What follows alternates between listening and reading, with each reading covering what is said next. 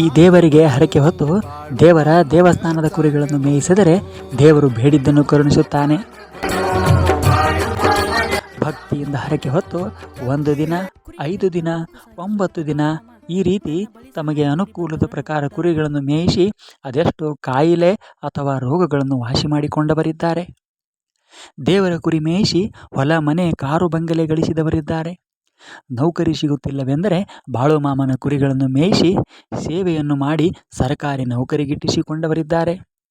ಬೇಡಿದ ವರವ ನೀಡುವ ಶ್ರೀ ಸಂತ ಸದ್ಗುರು ಬಾಳುಮಾಮನ ಕುರಿಗಳ ಸಂಖ್ಯೆ ಬರೋಬ್ಬರಿ 50,000. ಬೆಳಗಾವಿಯ ಕುರಿ ಕಾಯುವ ಹುಡುಗ, ಆರಾಧ್ಯ ದೈವ, ಪವಾಡ ಪುರುಷ ಸಂತ ಬಾಳುಮಾಮ. भलो चांग भलो बाळूमामन चांग भलो.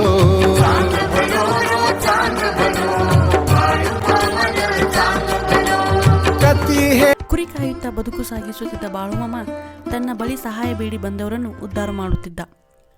ಪವಾಡ ಪುರುಷ, ಕನ್ನಡ ಮಣ್ಣಿನಲ್ಲಿ ಬಾಳಿ ಬದುಕಿದ್ದ ಬಾಳುಮಾಮನನ್ನು ಜನರು ಶಿವನ ಅವತಾರ ಪವಾಡ ಪುರುಷ ಎನ್ನುತ್ತಾರೆ.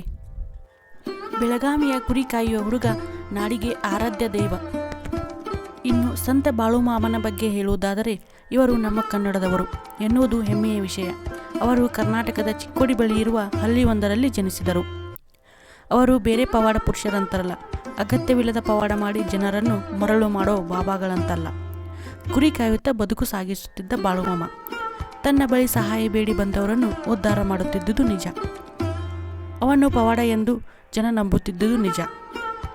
ಕುರಿ ಹಾಲಿನಿಂದ ಜನರ ಕಣ್ಣು ಬರೆಸಿದ್ದು ಬಾಳುಮಾಮ. ಪ್ರವಾಹದ ಭೀತಿ ಎದುರಾದಾಗ ತಮ್ಮ ಕಂಬಳಿಯಿಂದ ಅದನ್ನು ಓಡಿಸಿದ್ದು, ಭೂತದ ಕಾಟವನ್ನು ಕಾಲಿನಿಂದ ಮೆಟ್ಟಿ ಪರಿಹರಿಸಿದವರು ಬಾಳುಮಾಮ.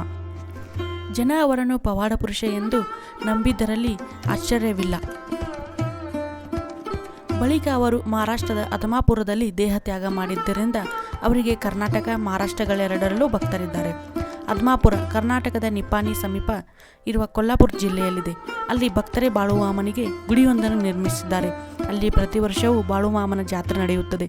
ಕರ್ನಾಟಕ, ಮಹಾರಾಷ್ಟ್ರಗಳಷ್ಟೇ ಅಲ್ಲದೆ ಆಂಧ್ರದಿಂದಲೂ ಸಾವಿರಾರು ಭಕ್ತರು ಬಾಳುಮಾಮನನ್ನು ನಂಬಿ ಅಲ್ಲಿಗೆ ಬರುತ್ತಾರೆ.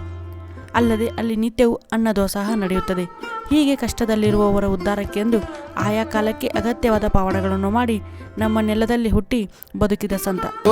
चांग भलो बाळूमामन चांग भलो.